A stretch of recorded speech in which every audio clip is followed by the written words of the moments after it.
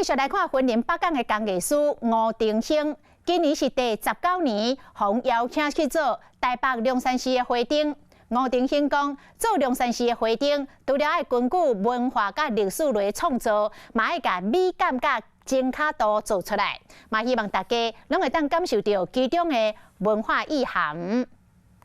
花灯艺师吴定兴透早就伫咧做事，要将龙山寺花灯紧做出来。吴定兴是北港有名的工艺师，毋但真侪摆参加台湾灯会花灯设计，台北龙山寺嘛真该看中。每年大概设计的主题都不一样，不过还是倾向于那个历史和文化和它的文化资产呐。做一个花灯真够工，拢要先家画出来，再去用铁线凹做叶形，刷落来才定火高布。吴定兴讲，大型花灯拢是由小花灯来斗的。一开始你看到拢是一段一段的零件，它最后会组装成一座一座的花灯。北港是花灯的原乡，有真侪艺师拢会甲功夫传落来，透过真侪种灯会花灯的设计和制作，互全台湾的民众拢来欣赏这位北港来的美丽艺术品。